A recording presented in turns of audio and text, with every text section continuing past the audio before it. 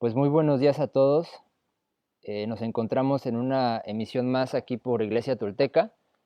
Hoy vamos a dar inicio a una nueva trecena, recordando un poco pues, la dinámica que venimos trabajando. Pues hoy vamos a estar haciendo estos programas de manera trecenal y veintenal. Y bueno, hoy toca inicio de trecena y estamos aquí también con Frank. ¿Cómo estás, Frank? Bien, bien, bien, aquí a disposición y tú me dices, Omey, entonces, ¿cómo vamos a organizar el programa? Claro, sí, pues hoy estamos por iniciar la trecena de CEAT, Uno Agua.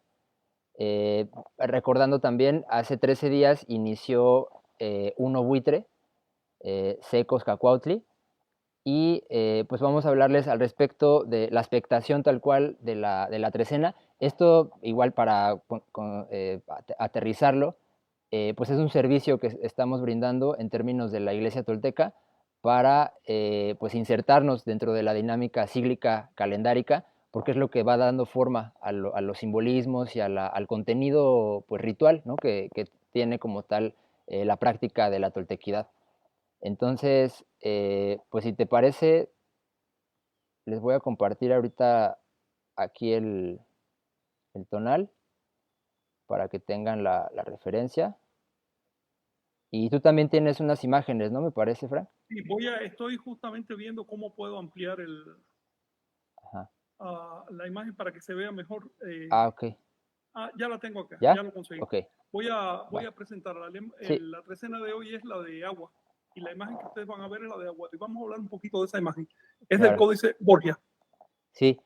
Igual también mencionar algo al respecto. Ahorita estamos haciendo la transmisión por Facebook. Igual algún comentario sobre el audio, pues nos va a ayudar también para saber. Y Sí, se va a grabar esta videollamada y se va a subir al canal de YouTube, ¿no? También recordar que pues las transmisiones ya las estamos haciendo por YouTube, porque en Facebook ya se están borrando cada cierto tiempo. Entonces les recomendamos también suscribirse al canal para que puedan seguir pues la recurrencia de estos programas y también de los demás, ¿no? De los otros, el Nicanash, el Tantún Catún también lo vamos a retomar en otro momento. Y bueno, pues eso sería como comentario al respecto de la transmisión. muy bien, Omey, gracias. Eh, Fíjate que hoy iniciamos trecena, como les dije, y Eh, cada vez que iniciamos tres escenas estamos en el número uno, más un signo. Los signos van cambiando, cada tres escenas hay un signo diferente, pero el número siempre es el mismo, uno. Y esto es parte de un mecanismo. Me estabas diciendo a mí que tú querías platicar algo de mecanismo. Sí, pues más bien reflexionaba, digo, yo ya llevo personalmente ubicando las trecenas, las veintenas, viviendo como tal en ese tipo de temporalidades, ¿no? Intentando, pues sí, acoplarme y entender el simbolismo y pues fluir con ello. Pero vamos, ahorita que ya estamos haciendo los programas, que se le está dedicando una atención pues más concentrada al asunto, me ponía a pensar justo en que en la veintena la recurrencia cíclica se puede entender como inclusive en la vida, ¿no? Empezamos en Zipacli y vamos avanzando en la infancia, luego pues, la adolescencia, la madurez, la adultez y la vejez, ¿no? Es como el ciclo de la vida, ¿no? Más allá del que sea el humano el centro de la cosmovisión, sino es más bien en la vida en general. Y me puse a pensar justo en la recurrencia más bien trecenal, ¿no? Y si había una secuencia, por ejemplo, estuvimos en la pasada en C buitre, ¿no? C Coscacotli, uno buitre, y ahorita estamos en uno agua. Y entonces me ponía a pensar justo qué referencia había simbólica entre esta consecución trecenal, ¿no? Sí. Y pues no sé, llegué a algunas reflexiones, pero me gustaría también platicar al respecto, ¿no? Yo lo veía, por ejemplo, así a grandes rasgos, eh, buitre representa como la amplitud de miras, ¿no? La sabiduría, las Ujú. formas, ¿no? El acecho también, yo lo entiendo de esa manera, el liderazgo inclusive, y agua significa la fluidez, ¿no? Entonces como es un cambio de enfoque y de atención, ¿no? Porque también recordar que cada trecena, la expectación de la trecena es para que en los posteriores días tengamos ese sesgo, digamos, esa sugestión útil, ¿no? recordando también que son sugestiones útiles las que buscamos generar, y porque estamos rodeados de ellas, y entre más conciencia tengamos de ellas, menos, eh, pues menos vulnerables somos a ser presas de otras sugestiones que no notamos tanto, ¿no? No sé si me enredé un poco con las palabras, pero bueno, es más o menos eso lo que reflexioné. Mira, vamos al principio. El calendario Anahuaca no es diferente de otros calendarios de la Tierra en su sentido básico. Es un ordenamiento cultural del paso del tiempo. Es un producto cultural, no un producto natural. Ahora, hay algo interesante, y es que los anahuacas trataron de ajustarse a los ciclos de la naturaleza. Por lo tanto, si bien el calendario no es natural, pero sí tiene una base natural que puede ser útil de mil maneras, ¿no? Eso hay que tenerlo en cuenta. El otro asunto es que en la naturaleza todos los días son iguales. No hay un día que sea agua y otro día sea agüita, y así. Eso no existe en la naturaleza. Esas asociaciones con animales, plantas y cosas son arbitrarias, son artificiales. En cada pueblo vamos a encontrar ese tipo de asociaciones. Cada gran cultura, en cada gran civilización más bien, vamos a encontrar esas asociaciones. Las más conocidas son, por supuesto, en Occidente, ¿no? Las asociaciones del calendario de la astrología occidental, que en realidad tiene origen en Sumeria, no es occidental, según las cuales un espacio de tiempo se asocia con los peces, otro se asocia con las cabras, otro se asocia con los toros, que si el león, que si el escorpión. Esas son asociaciones que vienen muy de atrás, desde el Paleolítico.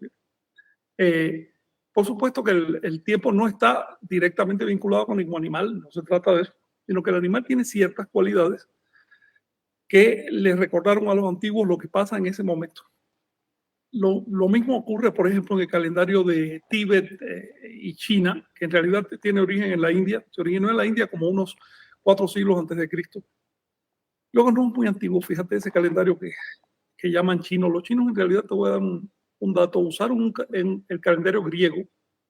De hecho, fue un sabio griego contratado por la corte china hace mucho tiempo, que les hizo su calendario, el que usaron oficialmente, hasta que llegaron de la India unos misioneros budistas que trajeron ese calendario que uno hoy le llama chino, y que pues tiene animales como la rata, el dragón y así, ¿no? En Mesoamérica no podía faltar una institución similar, y seguramente también en los Andes. En Egipto de seguro hubo algo también similar a todo esto. Donde quiera que el ser humano se haya sentado por largo tiempo, empieza a darle simbolismo al tiempo, porque vivimos en el tiempo. Y el tiempo es un factor importante para organizar la sociedad. Entonces, para empezar, el calendario Anahuaca en ese sentido es igual a todos los demás. Se diferencia en la atención que le brindaron. Esa atención fue tal que le elevaron la exactitud astronómica a un nivel astronómico, a un nivel difícil de imaginar. De hecho, hasta hoy no sabemos hasta qué punto es exacto astronómicamente este calendario. Eso fue debido a la atención, le prestaron atención, fue debido también a que acumularon muchos datos astronómicos durante milenios, en que no hubo ninguna guerra grande. Las guerras de Anáhuac, por supuesto, no buscaban destruir el calendario, ni las creencias, ni nada de eso, así que respetaban los libros, respetaban los templos. Las guerras de Anáhuac eran más bien por cuestiones políticas pequeñas. De manera que durante milenios pudieron acumular datos astronómicos, todo eso se reflejó en el calendario. Y los náhuatl le llamaron el calendario al día calendárico, al día, que finalmente es la base de todo el sistema, le llamaron tonal. Por eso la ciencia, si se le puede llamar, una ciencia en el sentido técnico, de entender cómo se llama el día y cuáles son sus expectaciones, en la actualidad le llamamos tonálica, o el manejo de los tonales. La palabra tonal es de origen náhuatl, tonali. No solo significa un día, es decir, un espacio de luz, está vinculado con el nombre del sol, tonatio, sino también significa sugestión. Entonces, ellos sabían que la expectación del día, el significado del día era sugestivo, y esa era su función real. Lo sabían perfectamente. La prueba de esto es que si un niño nacía en una mala expectación, los padres lo escondían 3 o 4 días hasta que caía un buen tonal. Si hubieran considerado que eran cuestiones mágicas, sobrenaturales y dictados de los dioses y demás, no hubieran podido hacer eso. Y sin embargo, esa era la práctica común. La mitad de los niños realmente ostentaban un tonal que no había tenido. O, por ejemplo, si un día era malo para trabajar, bueno, eso le convenía a los sacerdotes porque entonces los trabajadores llevaban una ofrenda al templo para que todo quedara bien. Y así era un uso social. ¿Ok? Era un uso que se fue puliendo con el tiempo, pero no dejaba de ser sugestivo. Y ese es el papel que tiene, la función que tiene la actualidad. La actualidad estamos rescatando este calendario por una cuestión cultural. Miguel Ángel, adelante, ¿qué tal? Qué bueno que estás aquí. Miguel Ángel tiene unas cuentas calendáricas muy prolijas, es decir, no se queda en el tonal como nosotros, sino que va a otro montón de cosas que tiene el día. Esto es algo también a comentar. ¿Cómo estás, Miguel?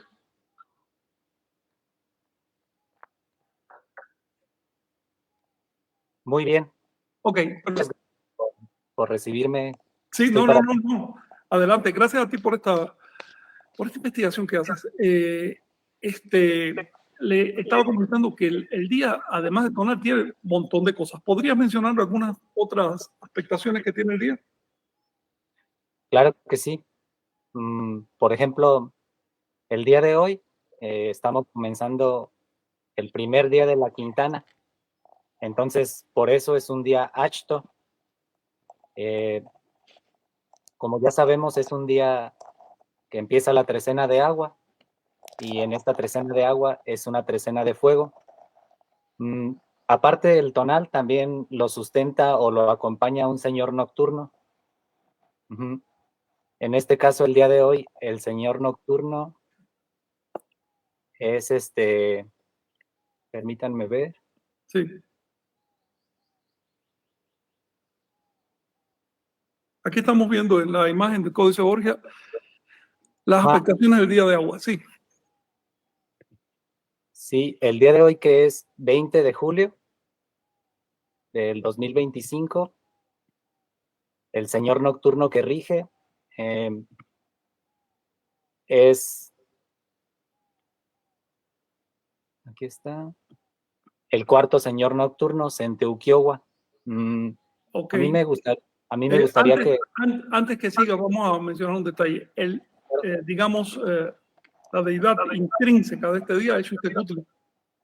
Sí. No hay que confundir ese detalle. Es decir, cada signo tiene su deidad. Son 20 deidades, parejas, realmente parejas de deidades que jalan a los signos. Pero además de eso, están rotando por esos signos paquetes de 9 señores. Claro. Señores, claro, señoras nocturnos. Sí. Y paquetes de 13 señores, señoras diurnos también. Por lo tanto, hay un conglomerado de deidades. Siempre hay una trinidad de deidades que auspicia cada día. Siempre. Sí, adelante. Sí, esa trinidad es entre la deidad que acompaña el numeral, la deidad nocturna que acompaña al tonal y la deidad propia del signo calendárico. Así es decir, deidad de trecena, deidad de veintena y deidad de trecena y de novena en rotación y de veintena fija. Sí. Vamos a no complicarnos demasiado, pero adelante. Sí, sí no sé si se me permitiría compartir una tabla para mirar dónde... ¿Lo dejo de presentar? Si me permiten, pero... Sí. ¿Tú puedes presentar? Sí, sí se puede. Pero tienes que dejar, ándale. Claro. Ahí está.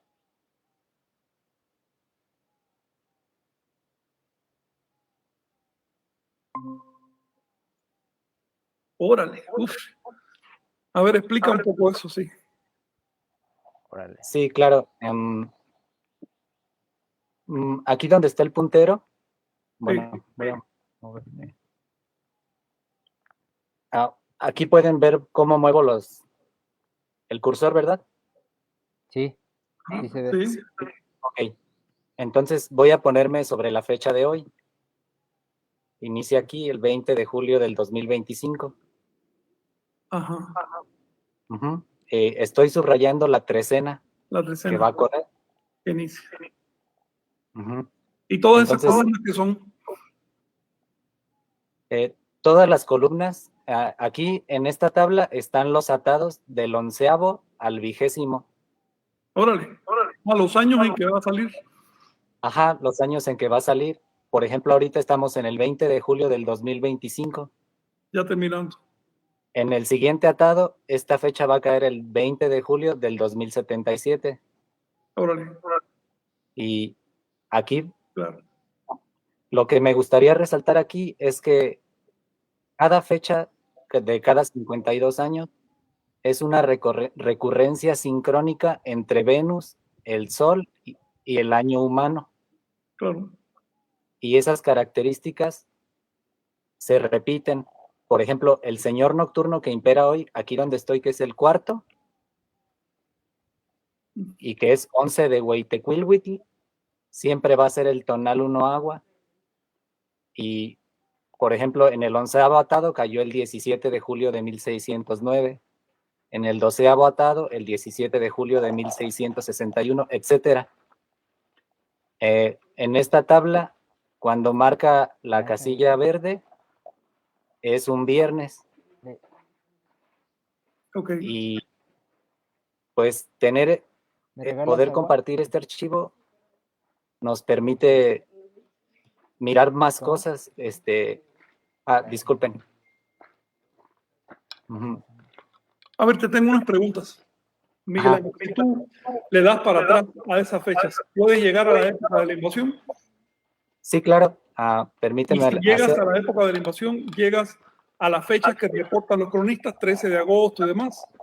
Sí, claro, exactamente. De hecho, a mí me encantó cuando te escuché hace varios años en una clase decir que hay que estudiar y sobre todo corroborar. Entonces, yo, gracias a tu investigación, me inspiró para corroborar las fechas que tú mismo nos dabas de la correlación de la ecuación de Tenochtitlan y la cuenta unificada de Anáhuac. Sí. Y en efecto, a mí me consta que he corroborado cada dato que tú has investigado. Y simplemente, pues, lo quise hacer como una plataforma para orientarnos y en un futuro que cada casilla pueda contener su efeméride. Sí, eso obviamente es un proyecto a largo plazo. Sí, sí, sí. Y yo diría que es un proyecto que debe visualizarlo en términos más grupales, porque es demasiado. Vamos empezando. Claro, en este equipo de Tonalpauques. Sí, en este momento voy a irme hasta arriba de la tabla. Sí. Y bueno, pues aquí podemos notar cómo el atado del 11º al 20º empiezan en el 1 de Acahualo, en el tonal 9 agua. Entonces, el 11º atado, en cuanto a su cuenta civil, comenzó el 8 de febrero de 1559. Sí, estaba aquí Pierre ese ratito. Algo que también me gustaría resaltar, porque veo que hace falta la difusión, es estos cuadros rojos miden periodos de 584 días. Sí, claro. Con ajuste, ¿no? ¿Le haces ajuste a los 1040 años? ¿O cada cuánto tiempo? Bueno, ajuste para el año de Venus. Simplemente puse los años consecutivos. Es consecutivo, el ajuste lo hace el civil. El de Venus no se mueve. Lo único que toma es el bisiesto, el Mohuechigua. Sí, nadie ha dicho nada. Sí. Ya con el civil es el que se va retrogradando con respecto al de Venus. Y entonces el de Venus se ajusta por el civil. Sí, así es. Y aquí está la parte final de este atado 19, por ejemplo, terminaría el 20 de febrero del 2027 en el tonal 8 conejo, en el quinto Nemontemi, con el 8º señor nocturno. Cuando empieza el último, bueno, dilo tú. Sí, y obviamente el 21 de febrero del 2027, que sería el día siguiente a comienza el 20º atado y último de la quinta rueda. Del quinto. Y aquí me gustaría resaltar, como estamos viviéndolo en este momento, que según lo que calculé, el 27 de abril de 2026 comenzaría el nuevo año venusino, que se llamaría 8 agua, y cuyo término, bueno, ya caería dentro del atado que sigue, del porque, vigésimo, porque del cuando último. estudiamos Venus, los años de Venus son 65, que caben en 2 atados. Son 104 años terrestres. Ajá. Bueno, no quiero abusar mucho del tiempo. A ver, te tengo una pregunta. ¿Has observado que si mides la cantidad de años transcurridos y lo divides entre 20, tienes la cantidad de días en que Venus se está atrasando? Ajá. Es decir, ese es un indicador muy bueno que permite ajustar toda la secuencia. Finalmente, no solo es un calendario, digamos, de gestación y terrestre, sino además un calendario venusino. Son esos tres elementos: el periodo de gestación humana, el periodo de la Tierra, de las estaciones, y el periodo de Venus. ¿Cómo? Entonces, al unirlo los tres es cuando realmente ¿Qué? ocurre el milagro. Y en el caso de Venus es impresionante, pero cantidad de años, entre 20, es decir, le quitas un cero, le quitas el último orden a la expresión escrita en términos bidesimales y ya tienes la cantidad de días de diferencia. Es una forma excelente de ajustar. Ocurre por casualidad, la naturaleza lo quiso así. Quizás haya alguna relación gravitatoria, una cosa así, pero ocurre. Y es decir, hay una relación vigesimal entre el ciclo de Venus y el día de la Tierra. Sí. Impresionante, Sí. ¿verdad? Sí, la verdad que sí. Y incluso se pueden medir todos los otros planetas conforme avance la investigación, porque 3 años humanos es el ciclo sinódico de Marte. Todos. Es relativamente fácil avanzar. Menos Júpiter, que se amarra por el 9, no por el 13. Pero hasta el Sol se amarra por el 13. Sí. Fíjate qué curioso, es una observación que hago atendiendo también a los compañeros que nos escuchan, ¿no? Sí. Que buscan este tipo de datos. Fíjate qué cosa tan extraña que sea Júpiter, el planeta que no se ajusta al ciclo trecenal, sino que se mide por 9. Y por otro lado, Júpiter se asocia con Tezcatlipoca, que es el señor de la novena, y que es el extraño del grupo. Todos los demás son trecenales, pero Tezcatlipoca es nocturno. Entonces, ¿quién sabe todo lo que hay detrás de ese simbolismo? Sí, nos esperan muchas sorpresas al seguir estudiando. Bolón-Yocté, ¿no? También. Bolón-Yocté sí es la novena. Es la novena de Júpiter, Tezcatlipoca. Sí. Sí. Entonces, déjame puntualizar algunos datos, Miguel, en atención al público. Claro. Definitivamente, si tú le das para atrás a esta tabla sin alterar nada, de manera aritmética normal, el mismo programa te lleva a las fechas que reportaron los cronistas en la época de la invasión. Sí, así es. Por ejemplo, ¿a cuántas de esas fechas? ¿Mande? ¿A cuántas de esas fechas los cronistas reportaron? Que será unas 7 u 8 fechas. ¿A cuántas te lleva?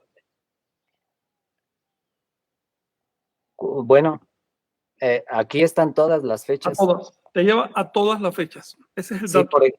Sí, por ejemplo, voy a ir aquí a 1521, cuando cayó Tenochtitlan. Sí, el 13 de agosto. Y ahí entonces, están contemplando el ajuste gregoriano y todo. Sí, claro. De hecho, cuando los números están inclinados, es el fecha juliana. Y cuando están normales, es fecha gregoriana. Okay, aquí está 13 de agosto de 1521. Podemos ver que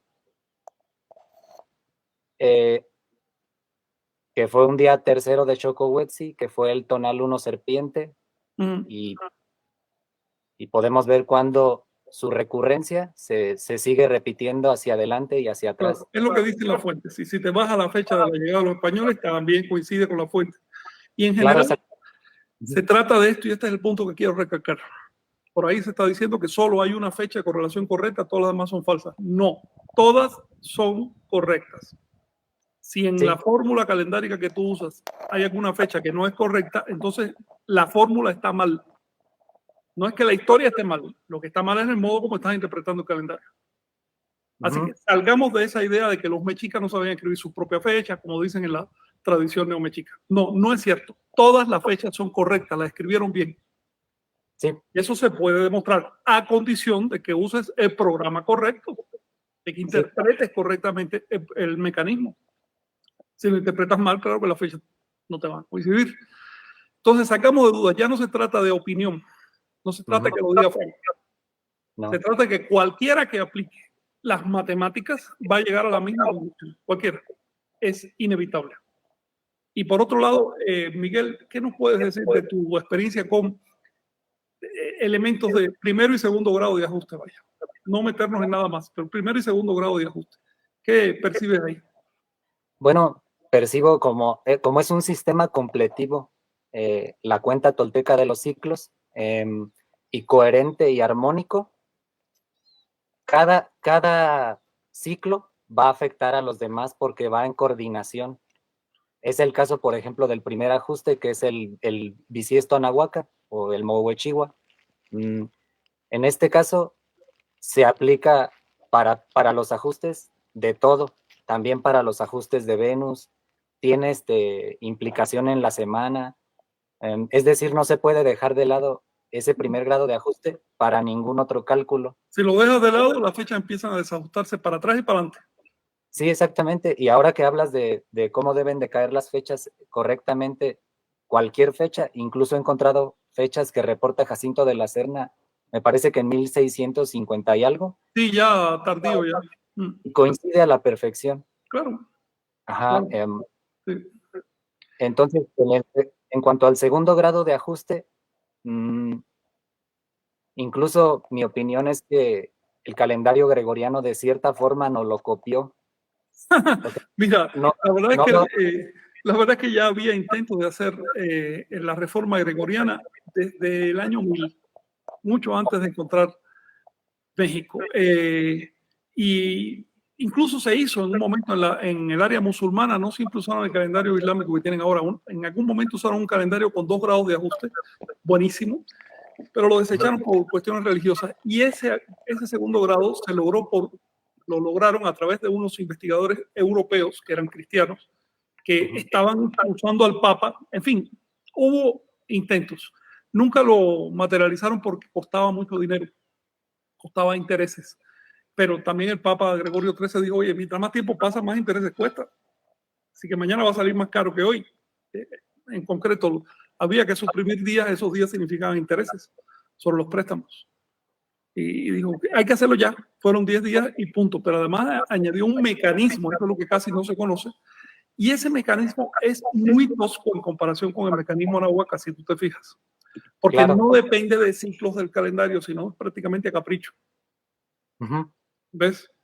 Por eso yo pienso que no hubo una inspiración directa. Sí pudo haber habido alguna presión, pero hay otra cosa también. Los cronistas de la época de Gregorio XIII no mencionan el segundo grado de ajuste. No estaban conscientes de eso. O bien no sabían que existiera en el calendario Anahuaca. Entonces, por eso yo no adelanto esa hipótesis, pero definitivamente el calendario cristiano ganó mucho con el segundo grado y el Anahuaca lo tiene de manera orgánica. ¿Puedes elaborar tú alguna prueba de que lo tuviera? Un segundo grado de ajuste, es decir, un afinamiento astronómico casi perfecto. Bueno, me consta todos los relieves que uno ha observado esculpidos, ¿no? En las pirámides que nombran años que no son solamente casa, conejo, caña y pedernal. Claro. Entonces, claro, no puede ser que haya miles o bueno, no sé, cientos claro, o docenas de esculturas con un uso social y no tuviera relación realmente con el calendario. A nivel gráfico, aquí en la tabla estoy señalando el 10º atado, donde se aplicaría un segundo grado de ajuste, grado de ajuste. Sí, entonces, siempre en el 10º y 20º. Ajá. 10º y 20º, es la regla. Sí, aquí como pueden ver, donde tengo el cursor, es el 1 de Iscali. Entonces, aquí nos dice automáticamente el nombre del año, que es 1 conejo. Y yo lo puse gráficamente así, pero puede cargarse hasta Toxcatl, que es donde podría ser más acertado. Pero aquí, si se fijan, están los últimos 5 Nemontemi y yo solo puse 1. ¿Para qué? Para que al año siguiente, en vez de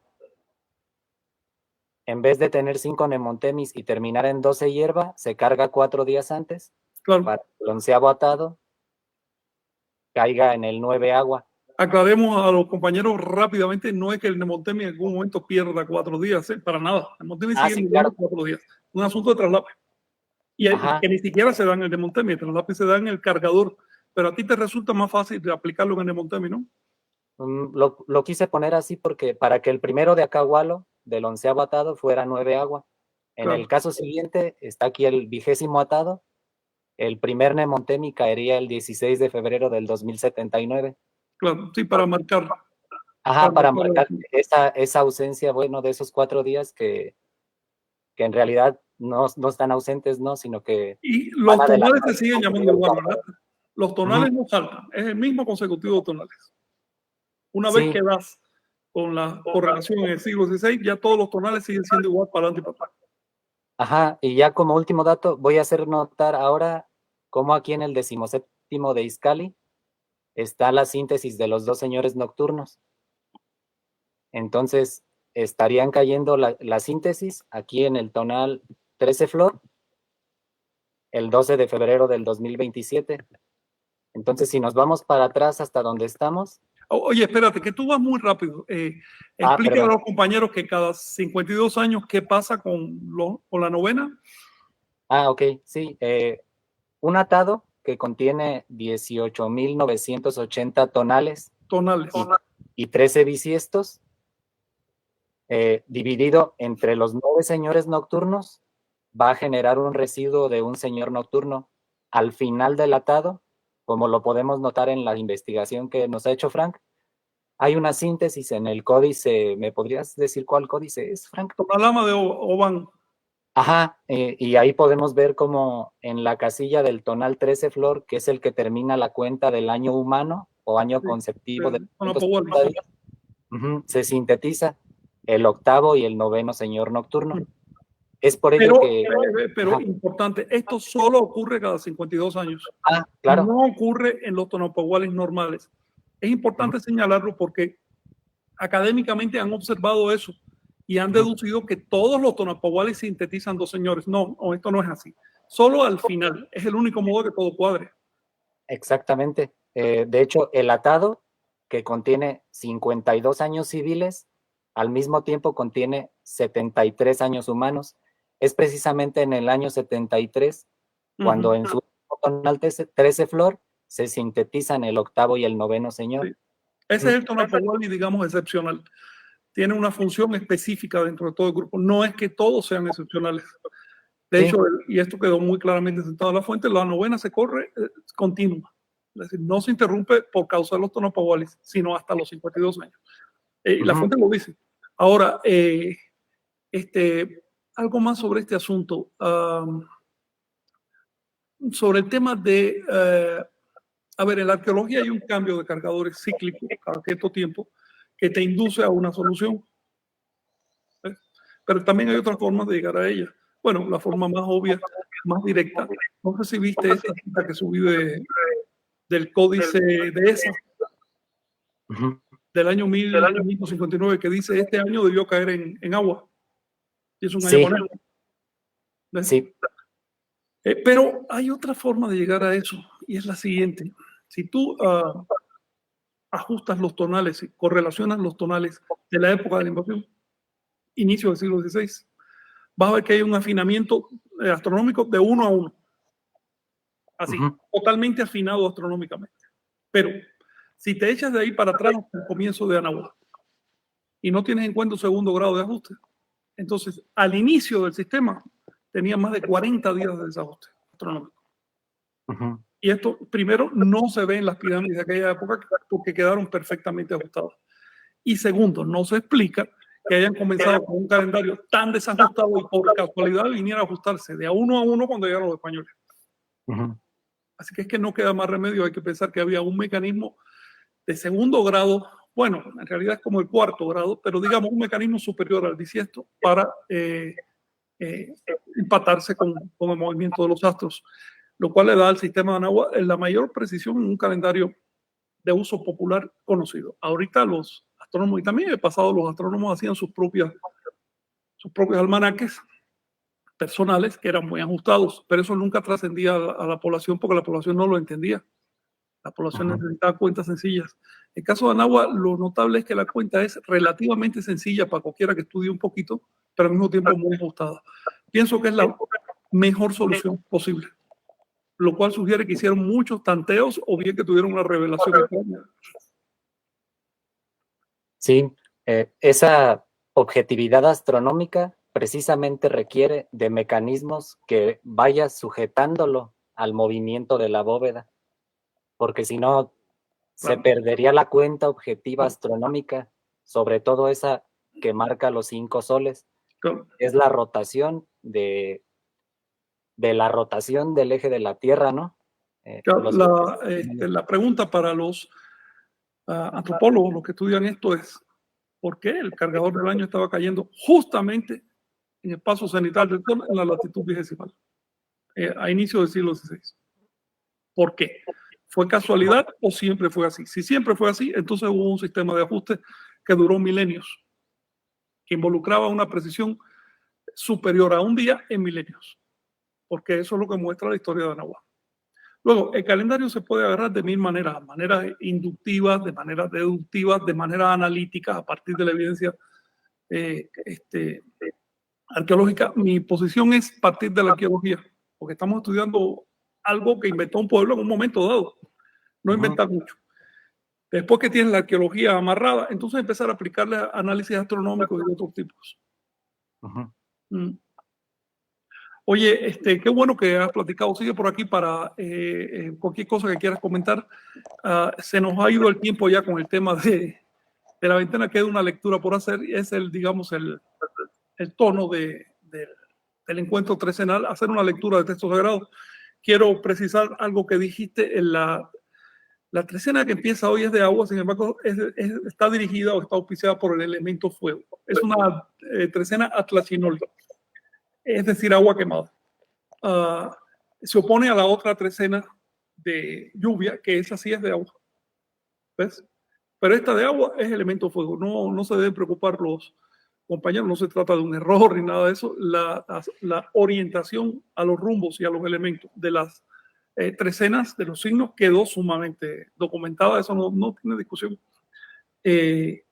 Por eso sabemos que la trecena de hoy es de fuego. Si quieren calcularlo, bueno, el signo de fuego por excelencia es caña.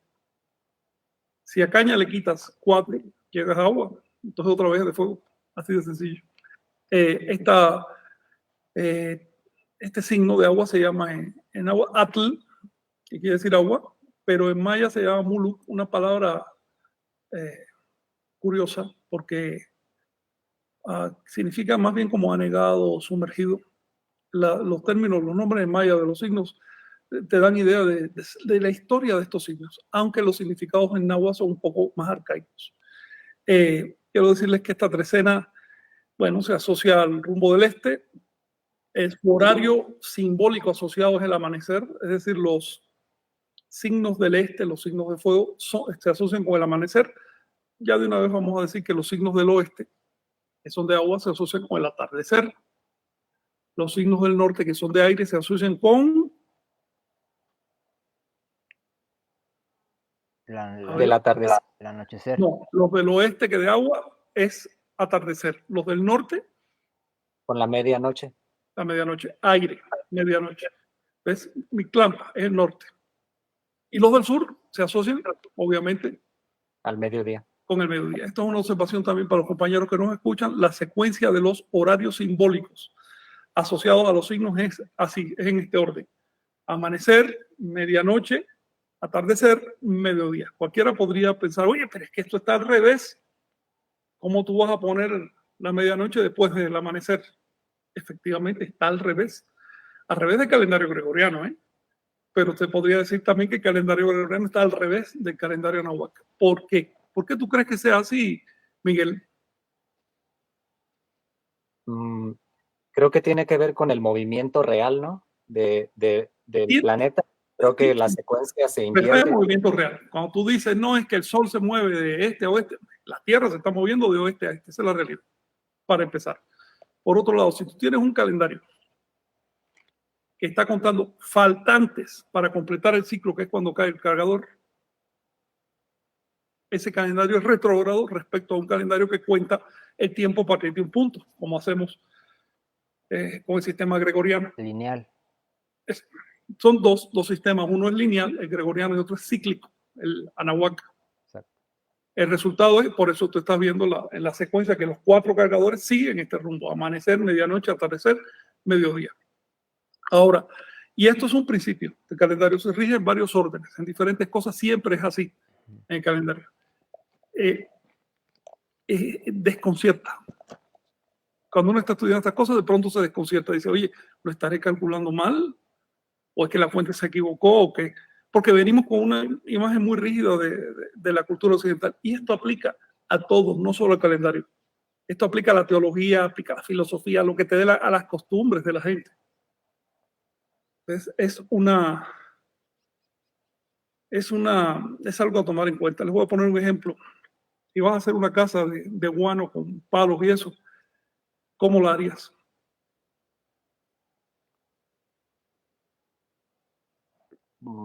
Los cimientos primero, ¿no? Y después, La base. Sí. La base, y entonces después, El techo. Las paredes.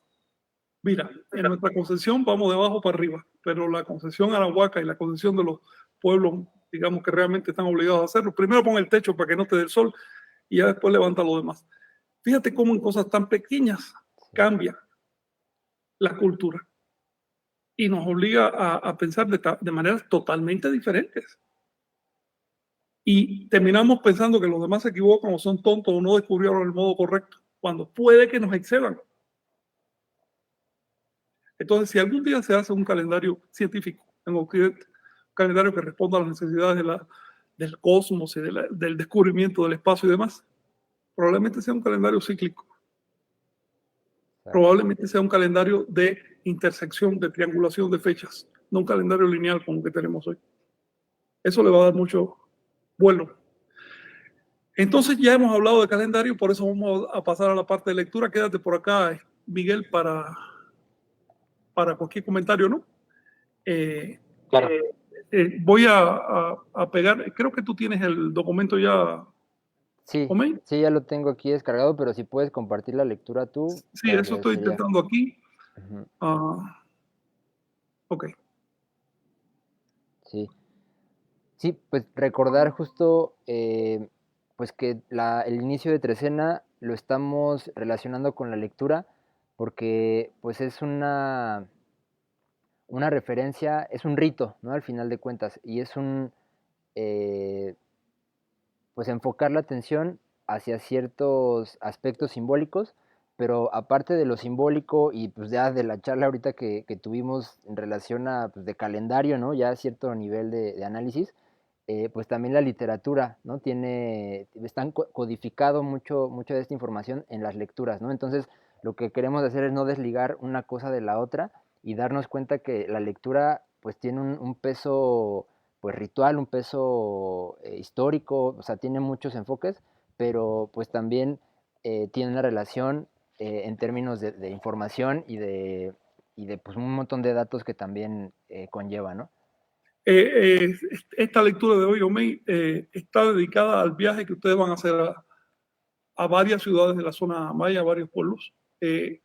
Esta lectura, bueno, ya hemos leído fragmentos, pero creo que nunca completa la historia de Saúl. Fue un personaje importante para los mayas en su momento. No tanto el personaje, sino las relaciones que él tuvo con la última capital maya, que fue Tayasal. Y es un personaje como que esotérico. Su historia es doble, y lo vamos a ver ahí mismo, que es totalmente doble. No es una historia simple, lineal, de una persona que hizo esto y lo otro, sino que están hablando de un personaje, pero también están hablando de un estado maya, que estaba en un momento muy especial. Y digamos que eso sembró un estado de cosas, un clima ideológico, político y demás, que ha dado como resultado lo que hoy están viviendo los Cruzops. Aquí está el germen de la organización Cruzop actual en este fenómeno. De modo que, concretamente, lo que ustedes están haciendo por allá está llamando la atención de personas que están vinculadas con esta historia que vamos a ver hoy. Ok, Así está la cosa. venga, pues a darle. Adelante, Dorfa. ¿Te parece entonces si le empiezo a dar lectura? Sí, directo. Va. Bueno, pues es Saúl 1, Tizimín 117, 118, Chumayel 64, 65, Maní 67, 68, Shoken 188, 189. Esto igual para los que a lo mejor no están como tan familiarizados, pues son las referencias pues de donde viene tal cual la Los información, ¿no? manuscritos. Los manuscritos de donde viene extraída esta información. Y bueno, empezamos. Pasados 14 años del 12 Ajau, faltando 14 catunes para la batalla, fue cuando en verdad vino el hijo de la tierra de Cuba, llamado don Antonio Martínez y también Saúl. Pero el representante del rey en La Habana reprochó al rey haberle dado título de corsario, y el representante acusó falsamente a Antonio. Cuando Antonio escuchó que iban a prenderlo, intentó escapar a Tizimín, pero lo detuvieron. Entonces lo juzgaron y lo sentenciaron. Pero él escapó de la cárcel, atravesó el agua hacia la tierra de abajo y llegó a Tizimín. Cuando venía, naufragó en la costa, pues el mar se encrespó y volcó el bote. Mucho remó, pero no tuvo fuerzas para llegar. 2, 3 veces intentó el prisionero atravesar sin su sandalia, pues se desprendió la suela. 3 lunas después de escapar de su detención, consiguió llegar a Tizimín y se hizo a sí mismo hijo de Mayapán. Pero la justicia colonial lo encerró en una celda, lo ataron con cuerdas y lo azotaron. Cuando lo apresaron los hombres del poderoso y gran señor, el rey, él dijo, ¿por qué este castigo? Pero el oficial maya le dijo, puedes irte, hombre. Le respondió, solo llevo 3 días de mi sentencia. Le dijo, en efecto, hace 3 lunas escapaste, 3 lunas tardaste en llegar, y en cuanto llegaste, enseguida te encerraron en la cárcel, pero yo he venido a librarte de la cárcel. Entonces fue a Tizimín. Estando en Tizimín, le propuso a cierta señora que se casaran y se unieran en matrimonio hasta la muerte. Le propuso matrimonio a la señora. 7 años esperó. A los 7 años fue recibido en matrimonio. Entonces le abrieron la puerta de oro de la casa de los 4 aposentos y le mostraron su interior. Y ocurrió que, cuando entendió la verdad, comenzó a renacer. ¿Le sigo a Saúl 2? Va. Sí. Saúl 2. Le dijo Saúl, preparaos, señores, que viene Francisco. Te digo que sus hombres vienen a matarnos. Sin duda, viene Francisco con sus hombres a abatir tu fortaleza.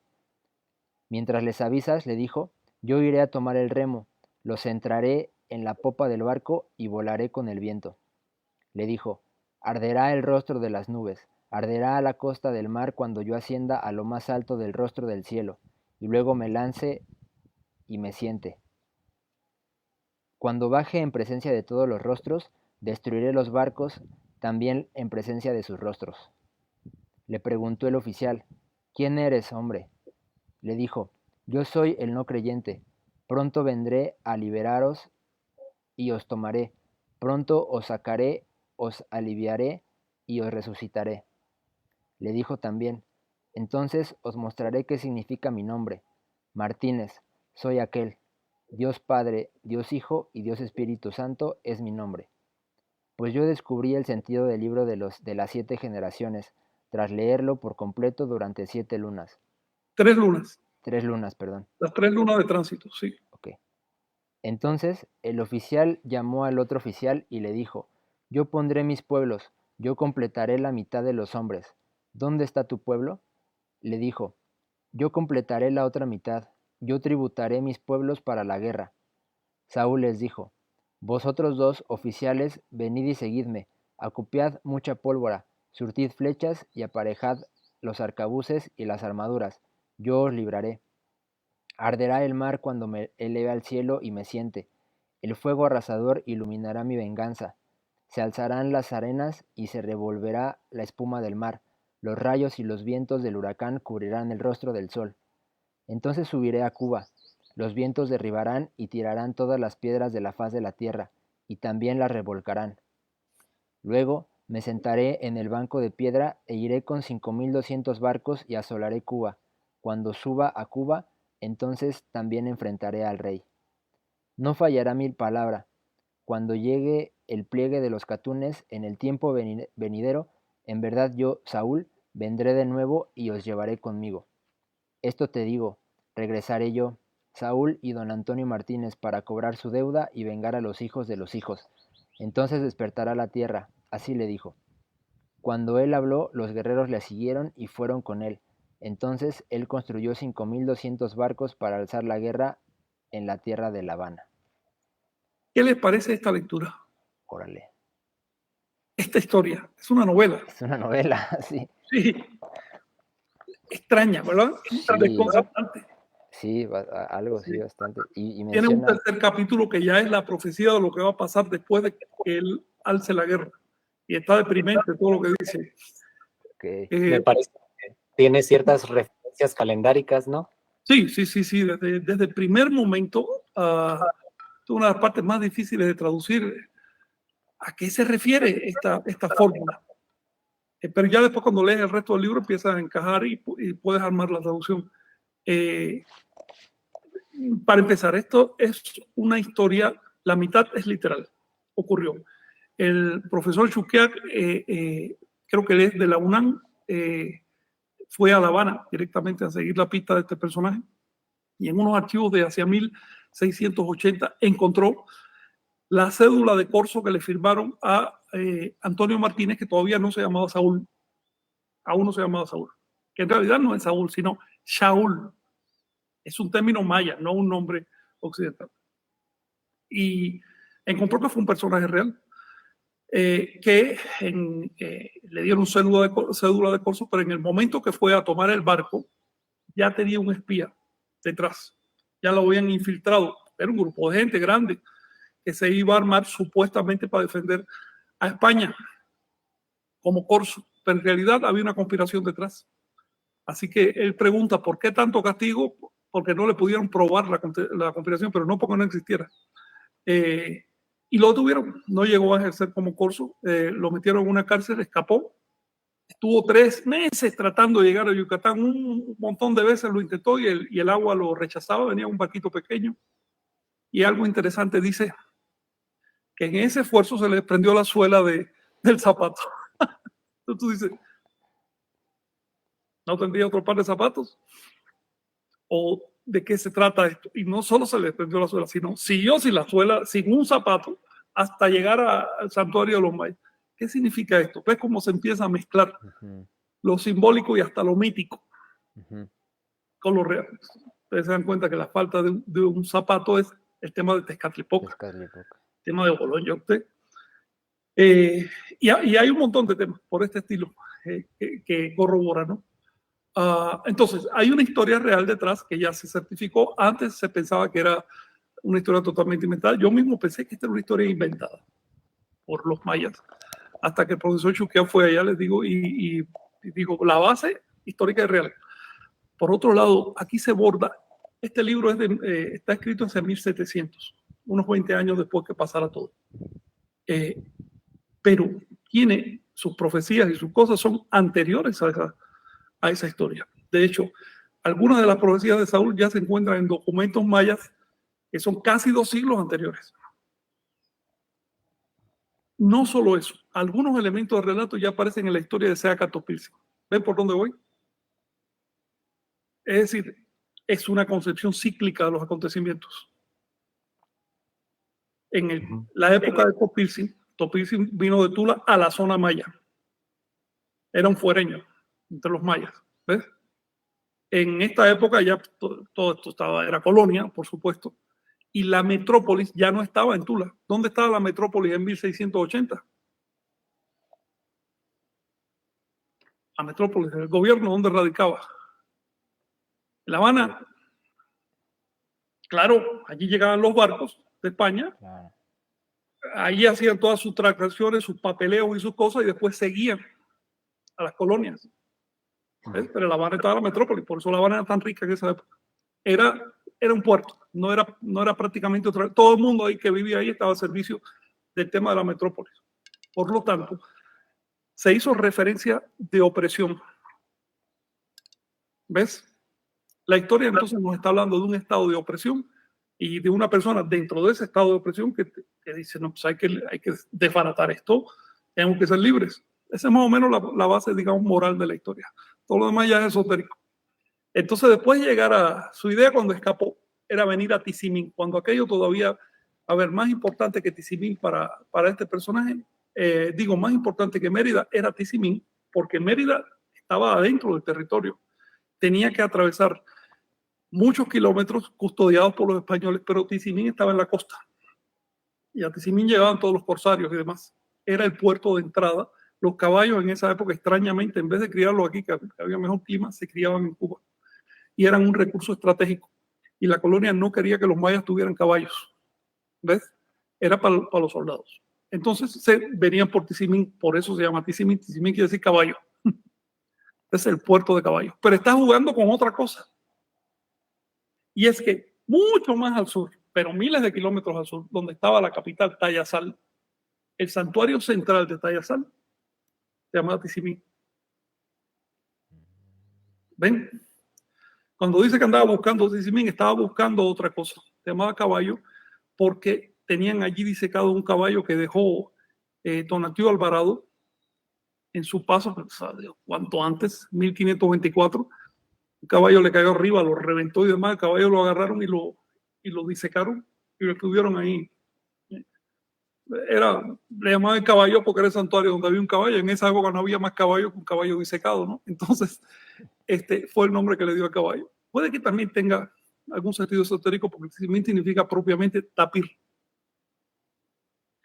Y el tapir era un elemento importante en la cosmovisión. Ahora, sigue diciendo que se hizo hijo de Mayapán, es decir, renunció a su nacionalidad, si es que la tenían, española, en esa época no era cubana, sino española, y se hizo maya. Y la justicia colonial finalmente lo capturó, lo encerraron de nuevo, y entonces llegaron unos guardias mayas, no españoles. Y los guardias mayas le dijeron, sabemos toda esta historia y hemos venido a rescatarte, nosotros no trabajamos para la colonia. ¿De parte de quién venían esos guardias mayas? Venían de parte de dos señores que aquí le llaman los dos oficiales. Y sucede lo siguiente. El estado de Tayasal tenía dos gobernantes, no uno solo, sino que eran dos gobernantes. Uno se encargaba de las cosas civiles, otro de las cosas militares.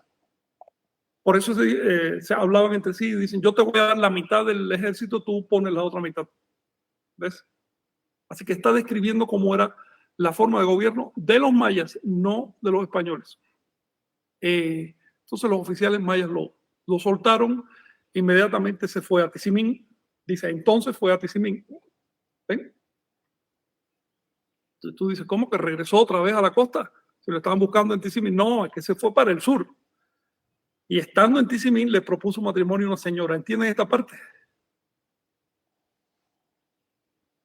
Bueno, el noviazgo con esa señora duró 7 años. Ya por ahí tú te das cuenta de qué señora se trata. Es el noviazgo iniciático. Ese era el periodo de prueba para poder entrar en determinada orden esotérica que tenían y probablemente todavía sigue existiendo los mayas. Por eso, en cuanto se casó con esa señora es la sabiduría, el conocimiento. No es una persona literal. Cuando se casó con ella, le abrieron la puerta de la casa de los 4 rumbos. Es decir, le dieron el conocimiento cosmológico. Y cuando entendió la verdad, renació. Esta es la fórmula para hablar de una iniciación. A partir de ahí, la historia ya no describe mucho lo que pasó, pero se puede deducir. Cambió de nombre, le pusieron Saúl en español, pero en maya Shaul, que quiere decir el de la huella. Acuérdense que se le perdió un zapato. Shaul, el de la huella. Pero Bolón Yorté. Y por supuesto, puesto que era el Bolón Yorté, lo infiltraron de nuevo en el ejército español. Y estuvo varios años. Esto fue en 1680, el asalto final contra Tayasal fue en 1697. Fueron 17 años que parece que estuvo espiando y mandando mensajes. Oye, van por aquí, van por allá. Hablan de un personaje llamado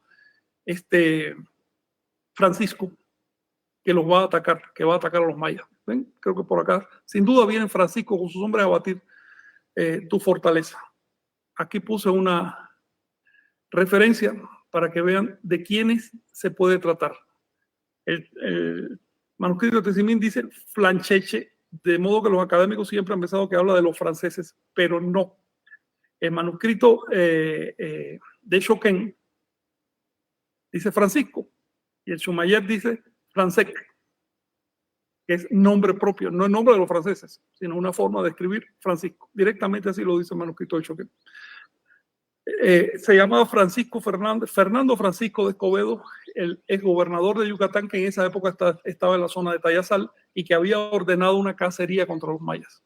Y él murió justamente en el momento que invadían Tayasal y fue suplido por otro Francisco, Miguel Francisco de Cordonio. Así que a uno de estos dos se refiere el texto, es decir, al asalto de la capital de Tayasal por parte de las autoridades coloniales. Después viene un interrogatorio donde él le dice a los oficiales, sucede que yo no soy creyente. En esa época decir esto es decir no soy cristiano. ¿Ves? Es una expresión muy fuerte. En esa época te podían hasta matar por no ser cristiano. ¿Te dan cuenta? Pero el hecho de que él... ¿Cómo se... Tentenish Isma Ocolale? Tentenish Isma Ocolale. Ocolale es ser creyente. Isma, que no lo soy. Yo no lo soy. No soy creyente. Okay. No creo, yo no creo. Pero cuando habla de Ocolale es el nombre que le dan a la fe cristiana. ¿Ves? Voy a esto. Él estaba hablando con personas que no eran cristianos. Porque de otro modo no habría tenido ninguna autoridad al hablar con ellos al presentarse de esta manera. Al contrario. Tremenda historia. Y una historia que nos llega de 1600. En un momento bastante duro de la religión y que nos está diciendo cómo es el asunto y está hablando de que la liberación, incluso la resurrección, derivan de abandonar todas esas altas creencias supersticiosas que además están humillando al pueblo, porque la verdad, en esa época la fe se usaba para robar y para esclavizar. Esa es la realidad, sin ánimo de ofender a ningún cristiano, pero los cristianos de esa época estaban robando y esclavizando gente y lo hicieron durante siglos. Decir que no lo hicieron es mentir. Y decir que lo hacían porque estaban obligados, mentira, lo hicieron con todo gozo porque estaban ganando dinero con eso.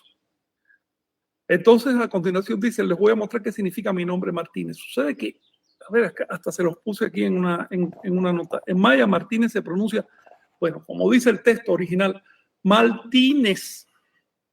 En maya no pronuncia la R. Incluso en uno de los manuscritos se separa Maltin-esh, que significa regreso a vosotros.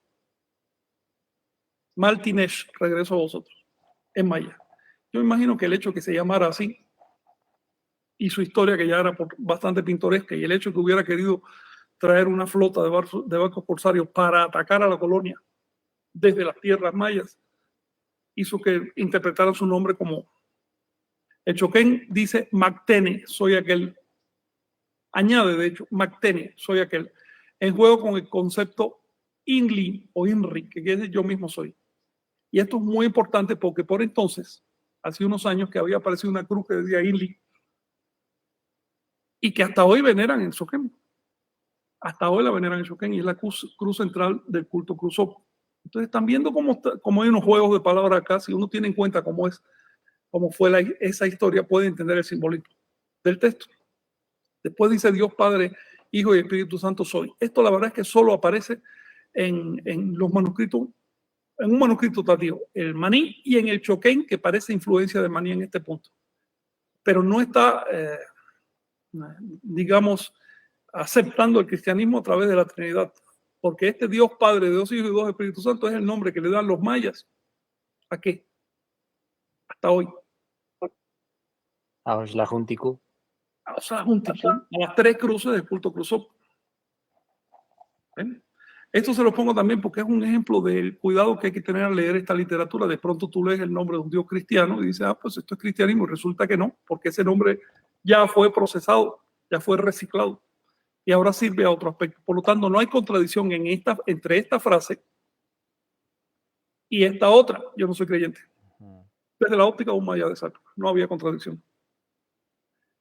Otra cosa que dice es que descubrió el sentido del libro de las 7 generaciones, que es este que tenemos acá, el libro de Chilam Balam, durante los 3 meses que duró su travesía a través del mar, sin negar que realmente trató de atravesar el estrecho de Yucatán, ¿no? Sin negar eso. Pero los 3 meses de travesía del mar son un tema iniciático, con el tema de la noche oscura, de la inversión del buscador en determinada experiencia muy dolorosa, muy negativa. En ese momento echó mano al libro que era lo que tenía. Y la pregunta que yo me hago, ¿cómo diablos pudo leer el libro de las 7 generaciones? Digo, el Chilam Balam, ¿ya sabía maya? Es más, en esa época ese libro no estaba escrito todavía ni con letras latinas. Luego hay toda una historia detrás de todo esto. Él es la punta del iceberg de una conspiración. Y la impresión que tengo es que fue una conspiración de los primeros cruzó, que fueron los de Tayasal, para tomar el poder en la metrópolis. O algo así. Tenían infiltrado allá. Lo cual, por otro lado, es lógico, porque un gobierno como el de Reza, que tenía un montón de gente, tenía también, bueno, uno de los 2 gobernantes de los mayas libres se llamaba precisamente el espía. Ese era su título. Porque su función era el ejército de seguridad, el ejército secreto. El otro manejaba el ejército público, el de la gente, no popular. ¿Alguna cuestión hasta aquí? Me parece que cuando se refiere a Dios Padre, Dios Hijo y Espíritu Santo, es un guiño a la totalidad. Sí, sin duda. Está hablando de, a ver. Yo vengo de parte de esta cosa. Yo la última. ¿Ok? No es que esté intentándolo, preguntando, no, ya entendí cómo es la cosa y vengo de parte de esto para decirles lo siguiente, y esto fue lo que les digo en realidad, que vienen por ahí los hombres de Francisco. Y efectivamente hicieron 5 intentos, 3 de ellos llegaron hasta Tayasal. En el último, en el 5.º intento, tomaron Tayasal. Y los de Tayasal, que estaban en la isla central, se lanzaron al agua a nadar para llegar a la... Se murieron, se ahogaron montones de gente, miles y miles de personas. Cuando terminó esa guerra, recuerden, 1697, fueron en balsas y con redes, rescataron los cadáveres del fondo del mar y los enterraron por allá. Y se quedaron todavía 7 años en Tayasal, los mayas, en un estado sordo. Como estaban tan lejos de las capitales de la colonia, de México, de Mérida, ni de hablar de La Habana, estaban tan lejos, en medio de la selva, no había camino ni nada para llegar allá, que la verdad los conquistaron, pero siguieron independientes. Siguieron independientes en esos 7 años. Cuando finalmente llegó la colonia, un contingente grande de gente a ocupar la ciudad, en 1704, no encontró a los mayas. Ya no estaban ahí. Lo cual llama la atención porque en 1704 comenzó una rueda de catunes proféticos. ¿Ves? Empezó de nuevo la rueda de los catunes proféticos. Así que parece que esperaron hasta ahí. Incluso ellos le dijeron, los líderes de Tayasal le dijeron a uno de los curas de la invasión, le dijeron, estamos esperando que se cumpla nuestra fecha y nos vamos tranquilamente, no tienen que provocar esta matanza, porque nosotros nos vamos a ir de aquí de todas maneras. Luego, si la colonia no hubiera conquistado Tayasal, se hubieran ido, porque finalmente ya esa zona del Petén empezaba a ser colonizada y se hubieran ido a una zona mucho más difícil de colonizar. ¿Qué zona era? Era y es esa. ¿A dónde se fueron? No se sabe de dónde se fue el gobierno de Tayasal, a dónde fueron sus gentes. Estamos hablando de entre 20 y 100 mil personas. El gobierno de Tayasal era grande, administraba que será 2-3 millones de mayas. La capital y sus aledaños tenían con mínimo 50.000 personas. ¿A dónde se fueron?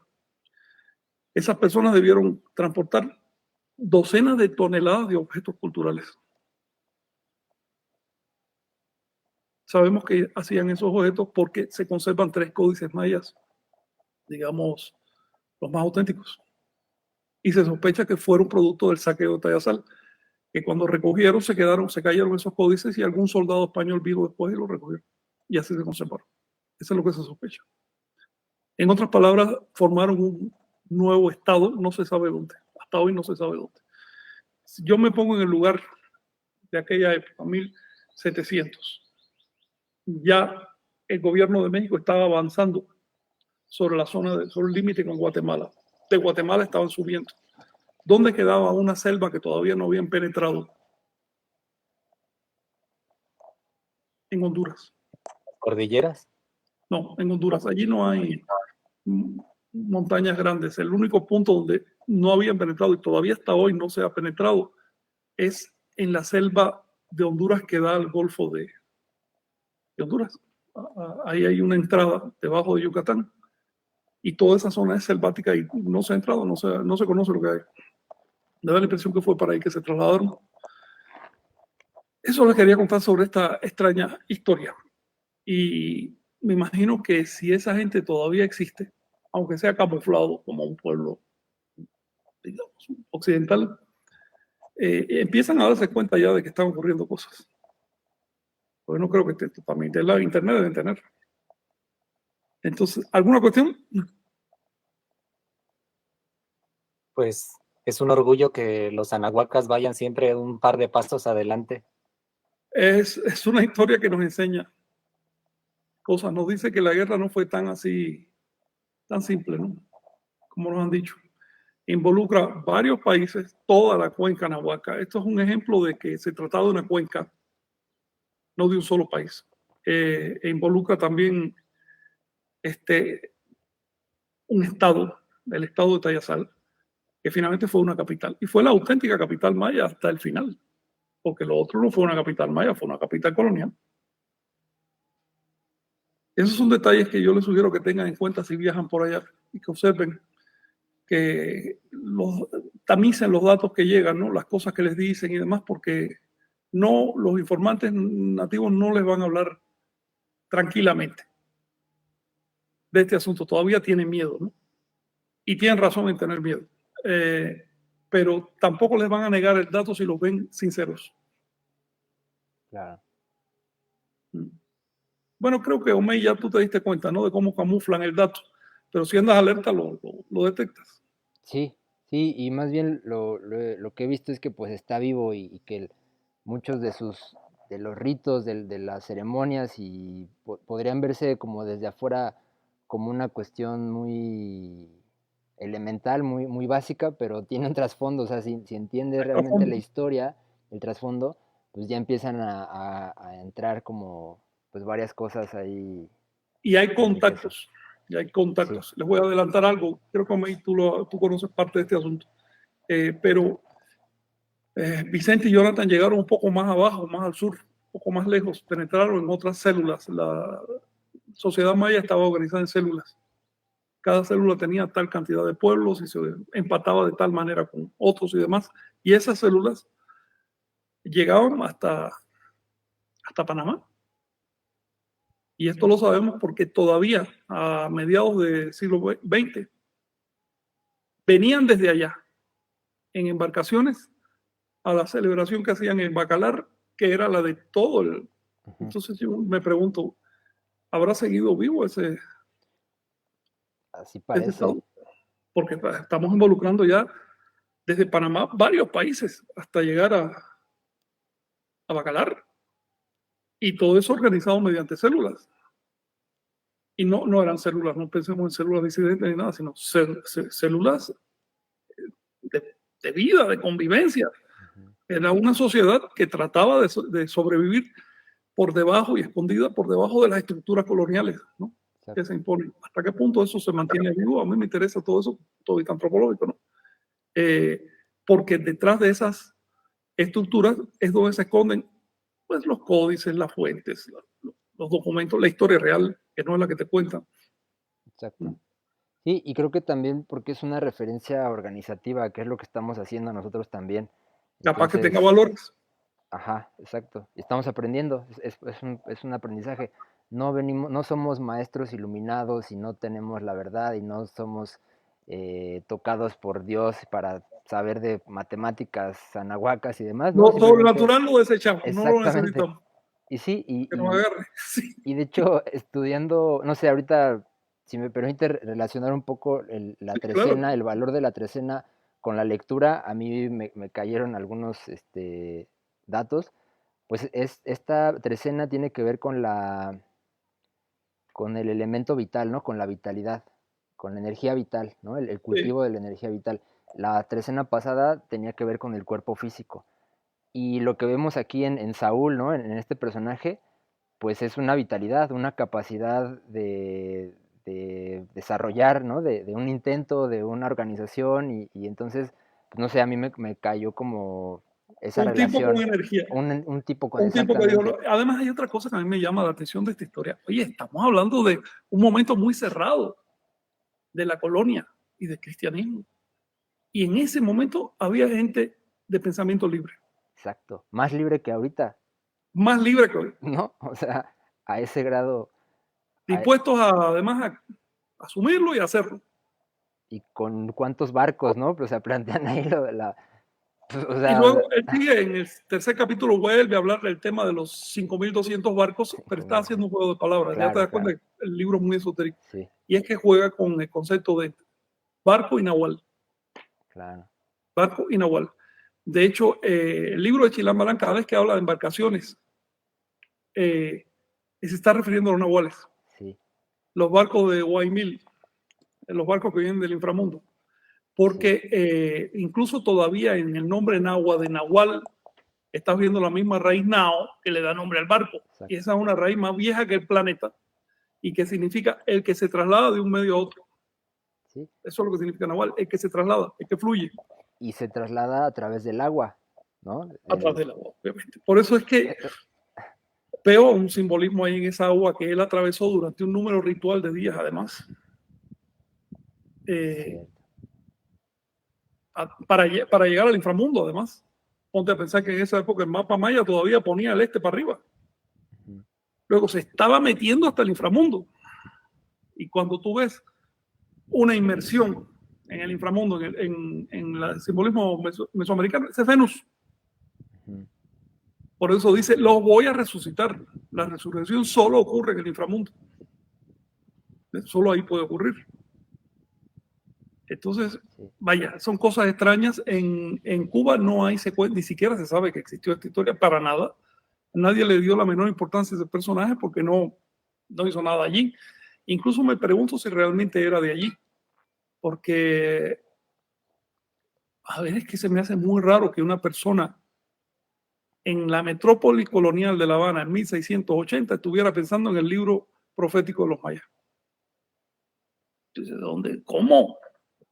¿Había más cultura en esa época que ahora o qué pasa? pues sí, así parece, sí, había más energía también, ¿no? O sea, pues están en un contexto de guerra, para hacer la guerra necesitas energía, ¿no? Necesitas, Es una historia que les dejo por si aparecen datos que puedan nutrirla. Lo que se conserva en los chilames es quizás una cuarta parte de la historia original. Esta historia fue cortada en pedacitos y desgregada por diferentes chilames, camuflada para que pareciera otra cosa. Se nota que esta historia la estaban persiguiendo las autoridades coloniales. Era el enemigo. Pedía en su cabeza. Me imagino que les hizo mucho daño. Y otra cosa curiosa es que después del asalto a Tayasal no se menciona una palabra más de este personaje. okay. Ahí noto la importancia de la literatura Exacto. para darle el impulso vital que menciona May a los movimientos sociales. Exacto, Es un sostén en el que Claro. al tener una concepción cíclica se revuelve entre los mitos y la historia, Claro. pero se va alimentando a la vuelta de la rueda y eso nos sigue manteniendo, digámoslo, con combustible para Sí, seguir avanzando. uh-huh. sí. A mí me da la sensación de que esto tiene algo que ver con lo que pasó en toda la zona cuna y de otras nacionalidades nativas hacia 1920, entre 1920 y 24, que fue las comunidades de toda la parte del Golfo de México que va desde Panamá hasta Honduras. Esas comunidades son extrañas, casi no se sabe de ellas, pero están ahí. No hablan español, hablan inglés, porque son de la herencia ya sabes, es como la gente de Belice, ¿no? De la incursión de Inglaterra. Y estos grupos hicieron en 1924, se independizaron como nación. Y se llamaron Tula. Ellos pronuncian Tule. Y justo en el comienzo del... ¿Ah? Y justo en el comienzo del 18º atado. ¿El 24? 1923, es cierto. cuando comienza el 18º atado. Sí. El caso es que ahí hicieron una nación y después se escondieron, que uno no sabe ni dónde están. Sí sé que de cuando en cuando protagonizan algún show, hacen protestas, queman algo y demás para decir seguimos aquí, pero no se les puede seguir porque toda esa zona es muy selvática. Entonces, los estados prefieren ignorarlos, finalmente son un ruido muy pequeño y no afecta al resto de la sociedad, pero ahí están. Sobre todo en la zona de Nicaragua.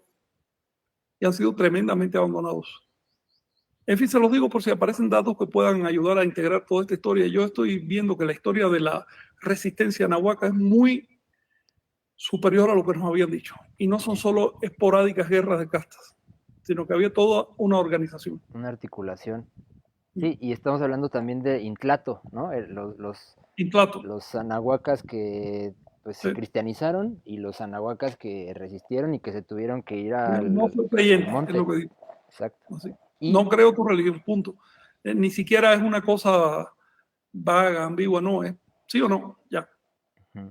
Sí, y justo también recordar que no necesitamos importar tampoco ideologías ajenas al contexto. Aquí tenemos bastante información, hay que decodificarla y hay que saber que es información iniciática, ¿no? Y es de práctica, es de practicar. Todo esto tiene una lectura que puedes aplicar al ensueño o cualquier ejercicio, Nahuali. Exactamente. Desde ahí. Y bueno, pues ya nos alargamos un poquito, pero si les parece, quieren comentar algo para igual dar paso más bien a los comentarios que algunas personas nos hicieron. Yo quisiera mencionar algo final. Estoy proponiéndole a Vicente que organice un cierre de atado en el santuario de Tizimín. Que no se sabe dónde está, pero yo creo que nosotros podemos localizarlo. Sí, ¿qué les parece? Estaría bueno, sí, pues. Estaría lujo. Articular. Sí, se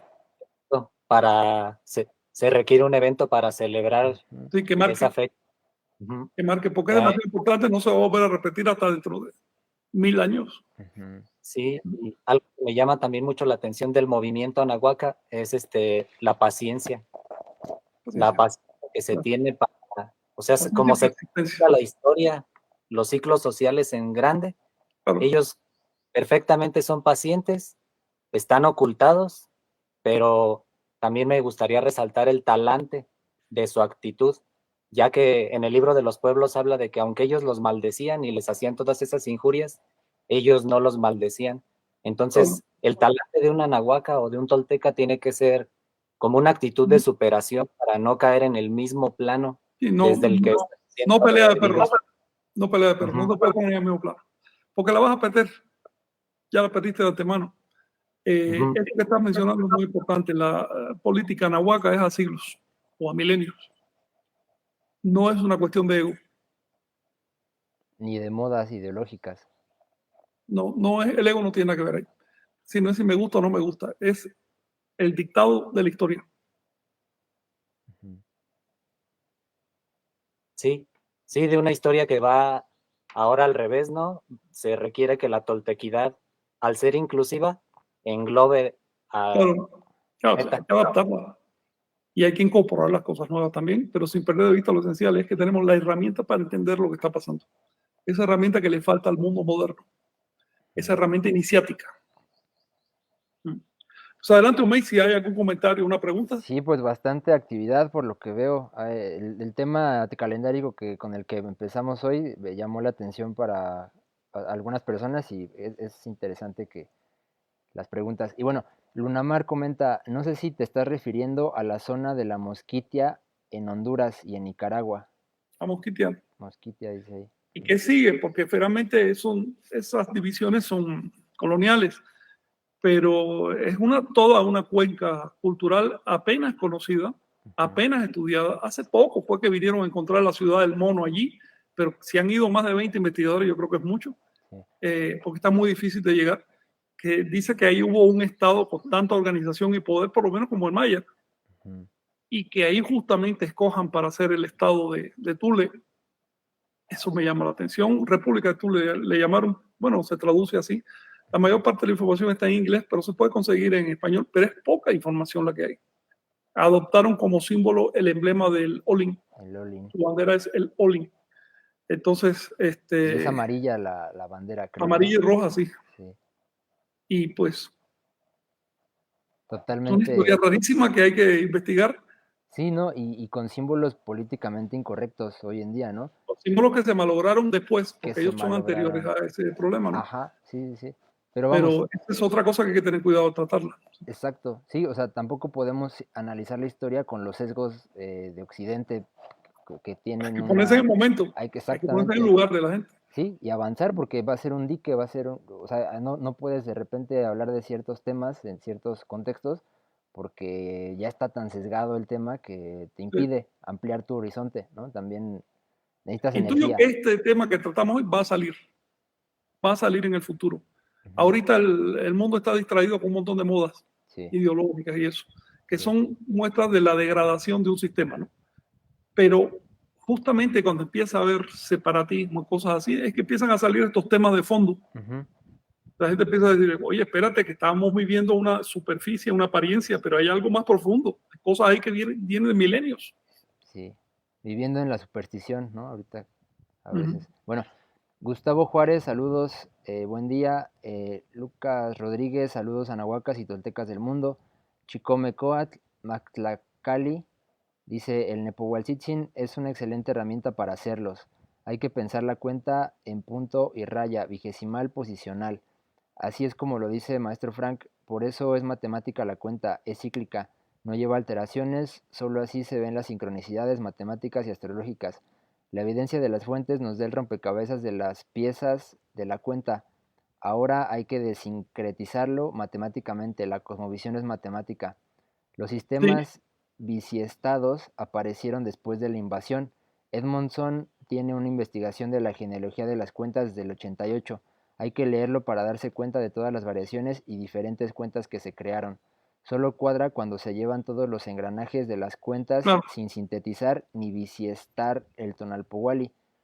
Pero si se hace síntesis no se puede ver el ciclo de 2340 días, que son 9 Tonalpohualtin. Cada Yohualtecutli trabaja un Tonalpohualli. Pues hay algunos comentarios del quiero acentuar algo que dice Gustavo. Chicomecoatl. Sí, Chicomecoatl. No solo es una cuestión de que hace falta pensamiento vigesimal para entender el calendario, sino que el pensamiento vigesimal por sí mismo es un antídoto. Es como un anticuerpo que te inyectas, ¿no? Porque no puedes pensar al mismo tiempo en vigesimal y en decimal, uno excluye al otro. Y ese tipo de pensamientos que son netamente anahuacas, que no toleran sincretismo, son los que van a moldar tu mente para que puedas entender la cosmovisión. Sí, si no, no avanzas.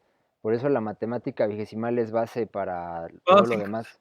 Y el concepto de orden, el concepto de los diversos tipos de cero, es decir, hay un montón de cosas ahí que solo se agarran en ese contexto porque no tienen función, no existe siquiera en el pensamiento occidental. Exacto.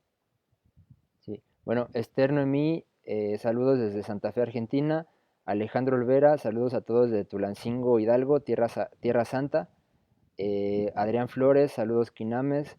Estrellita Marinera, qué interesante lo de las deidades, muy buen trabajo. Matlacli 11 Mazat, buenos días, saludos. Huitzitlacatl, hola amigos, buen inicio de trecena, Seatl. Y pues ya, son los comentarios que hay al respecto. Muy bien. ¿Algo más que ustedes quieran añadir? Yo quisiera comentar que en el libro que menciona Chicomecoatl de Endo Edmondson de 1988, con referencia a lo que hablamos hoy de la casa, del techo de las casas, el signo casa que está ahí en la compilación que hizo ese autor es precisamente un glifo esculpido, pero es la forma de un techo. Simplemente lo quería comentar porque tiene Sí. relación. Estamos hablando de la obra de Edmondson, ¿no? Del trabajo calendárico de Edmondson. Edmondson Ajá, se puso a buscar diferencias, a buscar fallos. Sin embargo, en esa misma obra, Edmondson dice con claridad lo siguiente: hasta la fecha del final, hasta la fecha de la época de la invasión, hay una sincronía de un día. Ni siquiera falla un solo día con la fecha del periodo clásico. Por lo tanto, las diferencias no son intrínsecas del sistema, son producto de la pérdida de datos en la colonia. Pero si no hubieran llegado los españoles, hubieran seguido esto perfectamente sincronizado. Eso es un detalle que Edmondson dice y que de pronto parece contradecir otras partes de su obra, en las cuales dice, no, es que habían cuentas por aquí, cuentas por allá, pero termina de decir, sí, pero todas tenían exactamente el mismo día. Y cuando tú tienes la misma secuencia de días y diferentes meses y diferentes inicios de año y demás, tienes un sistema flexible, no tienes diferentes sistemas. Es como decir, mi año escolar empieza en febrero, en agosto, y mi año civil empieza en enero, y mi año zodiacal empieza en marzo. Es el mismo sistema. Entonces sí hay que tener eso en cuenta. Adelante, sí. Perfecto. Sí, pues gracias por su presencia. ¿Algo más que decir, Miguel? Bueno, solamente ponerme al servicio de quien quiera estudiar. Yo estoy en Morelia. Este año completo que viene voy a estar ofreciendo un curso. Es gratuito porque es dentro de una universidad. Simplemente, si alguien gusta acercarse presencialmente a estudiar aquí en Morelia, estoy para servirles. Perfecto. No, Y a pues, ver cómo podemos canalizar eso después online, porque creo que se van a multiplicar tus alumnos si te metes online, ¿eh? sí, hace falta estudiar. Y bueno, pues cultiven su energía vital y recuerden que hay plantas hidroeléctricas que funcionan con agua. El agua crea energía y por eso es la relación también con el elemento del fuego, ¿no? O sea, el agua es del elemento fuego porque es la energía vital que nos compone y que si no la sabemos ocupar, la vamos a estar desperdiciando y pues no la vamos a integrar a nuestra vida diaria y necesitamos energía para entender y para movernos y tomar decisiones, sobre todo interesantes, ¿no? Ya que lo mencionas, un tema para esta trecena: cuida tu energía vital. Cuida tu energía vital. El signo de agua representa, por un lado, las enfermedades y por el otro lado, la transparencia y la profundidad. Exacto. Entonces, a ver si para la siguiente trecena platicamos un poco más de esto que menciona Homey, de cómo cada signo es una etapa de la vida y un aspecto de nuestro ser interno. Sí, órale, de lujo. Sale. Pues muchas gracias. Nos vemos. Nos Gracias a estamos ustedes. viendo. Chao.